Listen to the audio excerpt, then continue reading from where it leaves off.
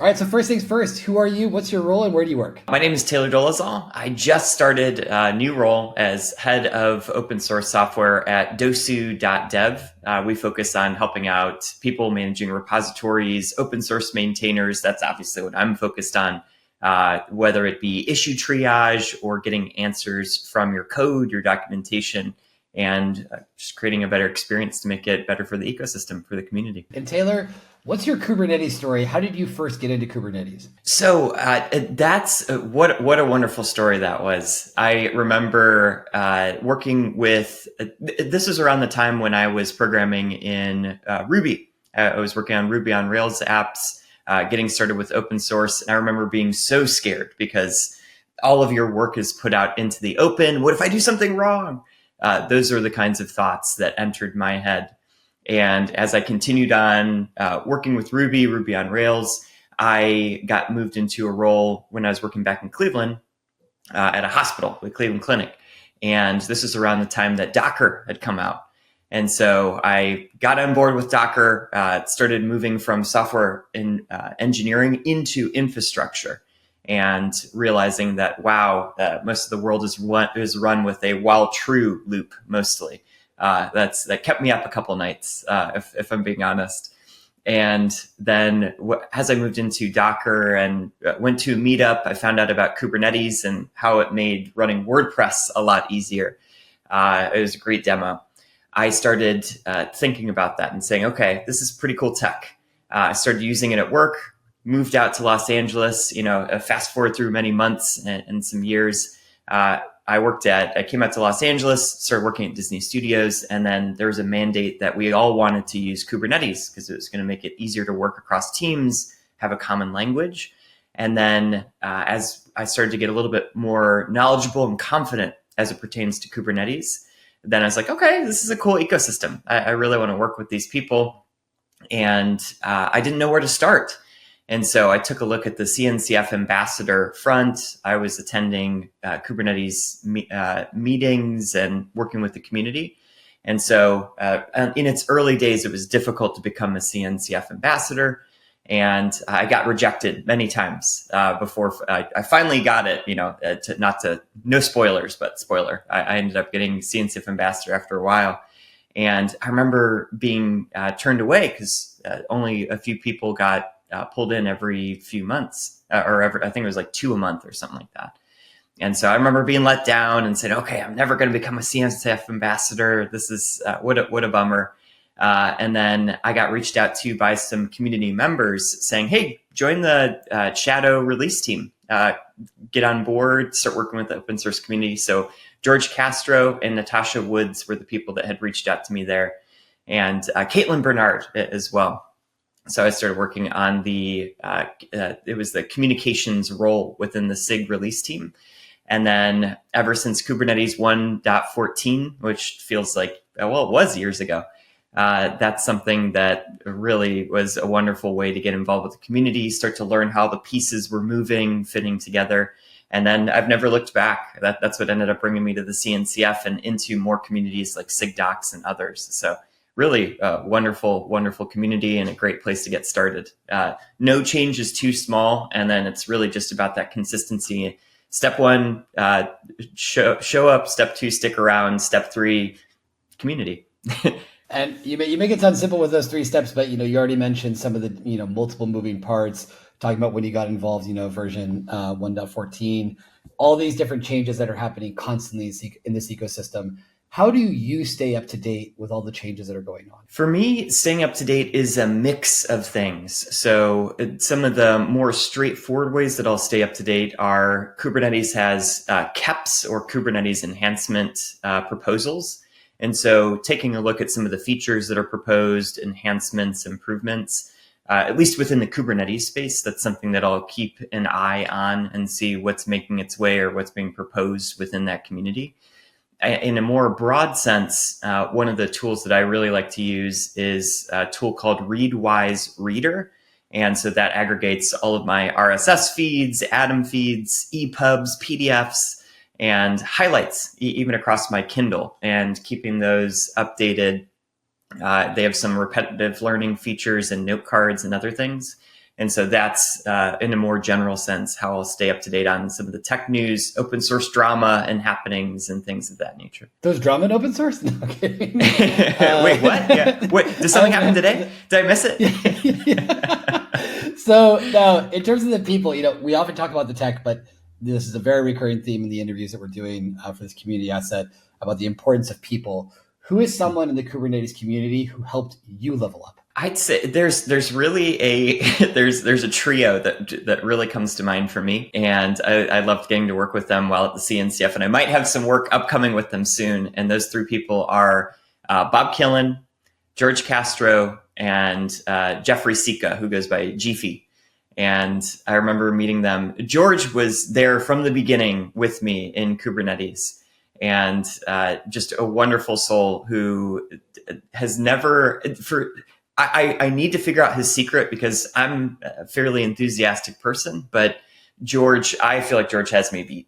I don't know if it's something in the tap water that he's drinking or what, but yeah, it's that Michigan water is very clean, full of enthusiasm. But George has been a huge inspiration for me in just how to really embrace and encourage and help people level up. And then I remember meeting Bob and Jiffy. I forget which KubeCon it was, but I remember being very intimidated because I'd seen all the work that they'd done in the Kubernetes community. And there was a dinner that they had gone to, and I met them in a hotel lobby. They were sitting on the couch across from me. I sat down on the couch across from them, and then I just started talking to them. And then from there, it just became lifelong friends.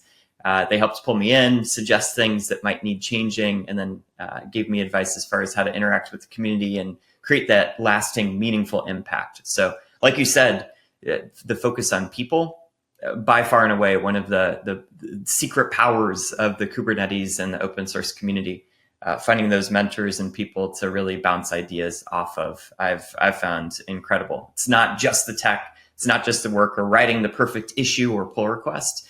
It's really about having those friends and people to grow with you and to, it's not a solo experience, or it shouldn't be, is my firm conviction. And, because there are so many different people in the ecosystem, Kubernetes can mean different things to different people. For you, Taylor, what is Kubernetes for you? Kubernetes for me was, it had started as this orchestration framework, right? I focused on the tech to start because I thought it was really cool. It was really helpful. Kubernetes for me really is about creating that lasting change and being able to think about what's the life that we want to live. I think Kelsey Hightower, very, very big in the Kubernetes and the container communities. But one of the things that I liked that he said at a recent KubeCon, I think it was in Salt Lake City, was Kelsey saying this, people keep asking me about what I think the future is or what's next. I think the future is what you're building today. And I can't tell you how much I align with that, because the fact that what are we building today? Are we creating something that's going to be lasting? Is it going to make for better lives for all of us? Is it going to allow us to sleep past those 3 a.m. alarms and create self-healing modes for infrastructure or applications? So that to me is what Kubernetes is a way for all of us to level up and think differently as it pertains to how we want to work with our systems or tools and how we run our applications. From your vantage point today, given the years of experience you have working with Kubernetes, how has Kubernetes itself shifted in the last 2 to 3 years? Good question. I think Kubernetes, it's been interesting to see Kubernetes enter into the age of artificial intelligence, AI, machine learning, batch workflows. And it's been interesting to see how the Kubernetes community has rallied around supporting things like GPUs and scheduling and thinking about how to deal with inference. So I'd say that's probably one of the more interesting things that has caught my eye and my attention personally.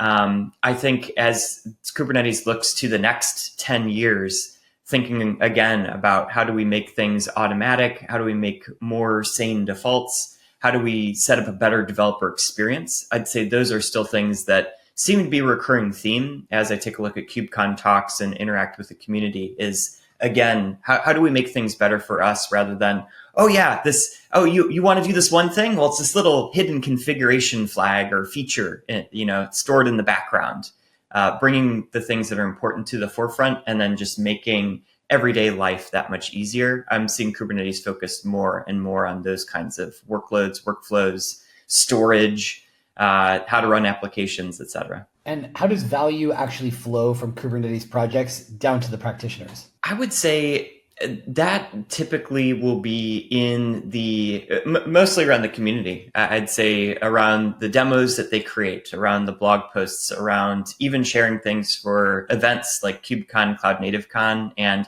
how to write a compelling call for papers proposal, CFP. I'd say it really is the artifacts and the assets that come out of the community and the how-to, the show and tell, really embodying that kind of vibe and that culture. That's one of the things I think is most helpful. And when looking at a project, a lot of times there will be the vanity metrics around, GitHub stars. I remember Brian Douglas once mentioned, don't fall into that trap, although it's one sign of project health. But, look at things like pull requests. Are people actually motivated to work on it? For you, what signals tell you that a project is healthy versus hyped? When it comes to healthy versus hyped, I'd say a healthy project is one where you have a good mix of people working on it. I know projects go through different seasons is how I like to think about it. So when something's getting kicked off or started, you might have just one company, one vendor, or just a smaller subset of people working on something to get the idea out there, to educate, to prove that something can be done. And then as the project starts to grow, being able to pull in a more healthy mix of contributors and maintainers from differing walks of life, differing companies, different focuses. That's something that I think is a good sign of health, is that lots of people want to work on something, and it's not just within a specific company or even a vertical, right? If it's just a finance related project or just a storage mindset, that being able to see many people bring in their life lessons and things that they've learned in their career and apply them to a specific project because it's captured their interest. That to me indicates a good sign of health. I'd be remiss because for not mentioning this, because I've talked to Bob Killen about this so many times, is how long does it take for an issue to reach completion, or taking a look at pull request time. If something's sitting or is stale for a while, whether an issue or pull request, that's something that also can signal a good sign of health. Based off of my experience and what I've seen. And then being able to docs, always important, probably at least for developers, even me personally, not one of the things that I'll look to like, yes, it's time to work on docs, right? You typically want to focus on the code and the features and delivering the value in that sense. What I've noticed is that docs will typically come last. Similar to security, not what I advise at all, right? That's not the best thing to bolt onto the end, but making sure that a project is healthy to me means having updated documentation. That's why I'm excited for the work that I'm doing at Dosu with that team and the community on that front. Figuring out some better ways that we can all stay updated and make sure that when people are coming to a project for the first time, that they have a great experience, because I feel like you remember those first experiences and times working with tools or going through a demo, reading through those docs. If something's not clear, there's a low chance that you're going to come back to it, right? You're like, I tried that. It didn't really make sense to me. Or I tried these commands and I got a whole bunch of errors in my command line or something like that. So that to me indicates so those are some of the things that I take a look at when it comes to health. When it comes to hype, being able to, I've seen some projects that or efforts that might really focus on the pull quotes or the one thing that is being done, and not really focusing on the lifetime or what does the integration with other projects or workflows look like. To me, thinking about something more holistically or end to end, that is something that some of the hyped types of situations might lean into. This is the one thing that we do it well. That is objectively good, but thinking beyond that. That's what I have encouraged some of the more hype situations or projects or people working within that might have lost the forest through the trees. That's what I'll typically keep in mind on that front. Really great website, and then you're missing docs or those examples or those binding points to learn. Those are the types of things I've seen. And in terms of getting the right balance between vendor energy and community stewardship, What are some, do's and don'ts that you think you could share? That's one. I love this question because of how nuanced it is, and some of my experience at HashiCorp comes to mind in this answer. And so I think that so I worked at HashiCorp. I worked in DevRel there for, I think it was 2020 to 2022. And there are so many things that HashiCorp, I think, did fantastic when it came to the open source community. And they came up at a very interesting time because this was, I think it was, HashiCorp started earlier, I think 2012, something like that. And a very good open source focus. Very interesting time to come to that rise of popularity because the CNCF was kicking off at the tail end of 2015, 2016. HashiCorp had Nomad, CNCF had Kubernetes. You had a little bit of back and forth within the ecosystem. What's the right tool to use? What do you use for orchestration? And I think with Terraform, that's a good example of something that was done really well within the open source space, but might have gone too far as providing so much within an open source offering that by the time that they started to create more of the vendor focused items like Terraform Enterprise or HashiCorp Cloud, it felt very much like things, at least to me, were a little bit late in terms of hey, Terraform can do all these things and we have an enterprise offering, which worked for some people, but other projects came about like Atlantis and other infrastructure as code tools to help run within an open source type of setting or ecosystem. And so I think when you're creating a project, focusing on what makes sense within the open source space is important. You don't want to give too much away for free. I love open source, though when it comes to companies being able to make money and vendors, operate and focus on those problems and justify the spend on many fronts. That's something that I feel like many of us want to do. We want to get paid for the work that we do. We want to figure out that pain point, solve problems, and genuinely help people out. And so figuring out what makes sense within an open source context is what comes to mind for me when answering this question is think about your project, think about what makes sense to open source versus, keep as your secret sauce and what you're working on within your company. And then by doing so, that will allow vendors to continue to make money and pour into, do we create an education program like a certification or training, security audits, right? Vendors can think about those things as far as pulling in community and community members, running events, et cetera. That'll help justify those things. And then genuinely focusing on the open source efforts, engaging with the community where they are, whether that's Slack or Discord or those GitHub issues. I feel like that, at least from what I've seen, creates a really healthy mix for vendors to operate and be best at what they're best at, allow the open source community to think outside of the box and figure out some solutions or proposals that might help out the greater ecosystem. And in terms of getting that balance right, I think also for startups that are new in the ecosystem, because we work with large scale organizations that like Google, Heroku, Akamai, et cetera, AWS, but also working with smaller startups, and they're trying to figure out how can we stand out, but then at the same time not be too noisy. So for startups that are entering the the Kubernetes landscape, what advice do you have for them in order to add value and not just become like sort of a pain that's just stuck on repeat, and to really embrace the best parts of the community and have folks embrace the best parts of them in terms of their know-how and the problems that they're trying to solve? With startups, I think it's like you said, it is so easy to become noisy or like, hey, look, we did a thing, and just it finds the right footing on that front. For teams and startups that are thinking about how to engage with the ecosystem, with the community, I'd say focusing on thinking through some of the pain points or the problems. What's the problem you're trying to solve? I've asked that I've asked that question a lot in my career. I've had that asked to me, and I've been like, I wasn't thinking about that. I'm too close to the problem, and it's easy to forget. And so I think that by stepping back for a second and thinking about what are we trying to solve? Have we proved that out?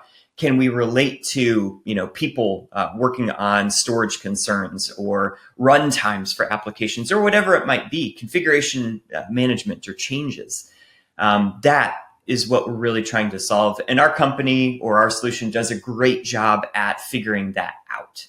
I think by focusing on that, from what I've seen, you have a much better chance of success as far as being able to stand out, and then people can relate you in their minds as far as making a difference within the community, rather than focusing on the features or the one-off types of operations or things that you're creating within your product, within your company. That's a much better way to relate to people based on what I've seen, is just focus on the problem, write those blog posts, have those office hours, interact with the community in that sense, and then you'll be able to connect with people, which I think is the real goal, because that creates lasting relationships and changes, and might just get somebody inspired to write a pull request or an issue to make help elevate the project. And so we've talked about the startup side, but now thinking about individuals that want to get involved in the ecosystem. I literally just had a conversation with Bob Killen today, and we were sharing about how we both interacted with a lot of folks that will start out with a question of, teach me how to contribute, or I want to start contributing right now, and the sense of urgency. And in general, if I've learned anything, slow and steady wins the race here. For individuals that are out there that are trying to carve a path in the Kubernetes ecosystem, and let's say without being a maintainer, or maybe that's a goal that they may have, but for later on, what advice would you give to people that are out there that want to get started on their Kubernetes journey? There was a really fun effort that I got to kick off while I was working at the Cloud Native Computing Foundation, CNCF, and it was a program called Zero to Merge. And the goal of that program was to teach people how to make their first contributions, whether they were a end user company, people focused on adoption of CNCF projects, not vendors, not resellers. And that was one of the things that we dove into, was why a lot of people said, I want to work in open source. But again, what's the problem you're trying to solve? Are you trying to find a new role within your career? Are you trying to learn something new? Are you trying to, what are you trying to focus on? And truly, how can we help? So within this Zero to Merge program, we found that it was the little things. It was updating your profile picture, updating, writing that special README in GitHub where it's username as far as the repo is concerned. So tell people about you, have a good idea of where you might want to go. You don't have to have a 5 to 10 year plan, but just even understanding the next couple of months, or having a list of things in your head or in a README in a Markdown as far as where you want to go is a great start. And then as it pertains to the Kubernetes community, I think that there's two paths that you can potentially focus on. And that is, one is a project type focus. Like, say you really want to get involved with Kubernetes, you've used it, you like it, or you understand it, you want to learn more. Maybe it's Argo, maybe it's OpenTelemetry, maybe it's another project. That seemingly is a good place for people to get started as far as where to focus their efforts. Because then you could start to take a look at different communities. Maybe you want to focus more on the community or the developer experience aspects. Maybe you care deeply about security. Maybe you care about docs, documentation. And you could start with that high level focus and then dive in and find the place where you fit best, or you find people that you really enjoy working with. That's something that I've seen successful and that came out of that Zero to Merge effort. The other one is focusing, kind of flipping it backwards. And that's focusing on, okay, I really like documentation or developer experience or whatever it might be. And then you can start to take a look at different communities, different projects that you might want to get involved with that fit that sweet spot of what you're trying to learn and where you want to go. So those are the two paths I've seen work really well for people, is more project focused one, or more of a specific area of focus like security, docs, et cetera. Then you could start to figure out where the community is meeting, and then kind of figure out your way and your path along the way. There are a lot of different perceptions of the Kubernetes community and what Kubernetes is all about. Is there one misconception about the Kubernetes movement that you'd like to retire? Yes. I think I wrote down the Kubernetes is the final platform. I think that, candidly, I would love that, right? Because I'm very much as I get on in my career and as I get a little bit older, I love it when you can keep production boring. meaning that there's you understand the changes that you're making. There's not a lot of new tech or things like if you're switching your tech stack every release, that can get really tiring, and that's a lot to learn objectively. And so Kubernetes is the final platform. I don't see that as being the case. I align with what Kelsey Hightower has said in that Kubernetes will show its maturity by slowly fading into the background and creating that place for tools to build on top of it. And we've started to see that with projects like Argo or OpenTelemetry and others. Backstage, WebAssembly, a lot of tools are building on what Kubernetes has created in terms of standard APIs and ways to build. So I don't think that Kubernetes is necessarily the final platform. I think it's the right step in the right direction, in the same way that Linux isn't necessarily the final operating system. It's created a great base for us to build things like Kubernetes on top of. And so as we go through the next 10, 20, 30, 50 years, I think that as we'll start to rethink how we write applications and what the bindings are between the different things like storage, memory, CPU, et cetera, GPUs, maybe some new hardware in there, if we develop on that, if we develop it on that front. But I think that it'll be interesting to see how these tools change and what becomes the next big thing as it pertains to building platforms and applications on that front. So Kubernetes, I think, is the best platform to work on right now. But is it the final platform? I don't think so, but time will tell. It'll be cool to see. And last but not least, what's your North Star question for anyone that's choosing a path here in the Kubernetes world? I would say thinking on the impact that you'll have, whether it's you right now, whether it's your future version of yourself. That's my biggest case for writing documentation, is that even if people say, well, no one will ever see this, you might in the future. And it's a way to help yourself out. So by thinking about the impact that you have is a great way to start. And by that, I mean, what do you want to do in the world? Are you saving yourself or others, 30 seconds of time? That adds up in a huge way. If you're saving people 5 minutes or more. Kubernetes, when it started, was just an idea of how to make production that much easier to work with, and to demystify a lot of the deployment processes and how to run things, and look at how much impact that it's had. Right. I think that that's a lot of people's goals, right, is to have this big, massive thing that changes the world. Though even those small changes, even if you just are injected into somebody's day-to-day life, you can have a huge impact on that front. So how do we help people ship more confidently? Again, how do we stay asleep past 3 a.m. every day so that we don't get paged when production goes down? I think that by focusing on making people's lives easier, yourself to start, and then thinking about others and that impact that you have, I think that's the North Star and how you create a lot of meaning, at least to me, is thinking about that impact and, again, how these things are connected to one another.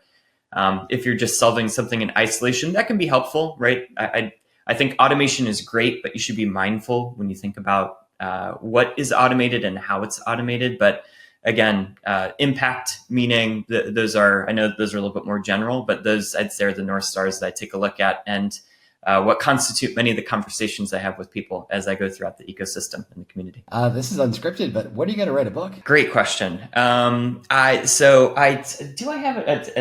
have it here somewhere, but I wrote a Terraform cookbook. I had thought it was going to take 1 year to write. No, it took 3. And so much longer than I expected. And many authors that I spoke to, they're like, yeah, a book's going to take 2 to 3 times longer than you think it is to write it. That became true. That was a fun book to write, but it's very difficult to write a book about a specific technology or framework or even a version of a project, because everything's changing so quickly. And so I'd love to write a more greenfield book that focuses on open source or working on your career.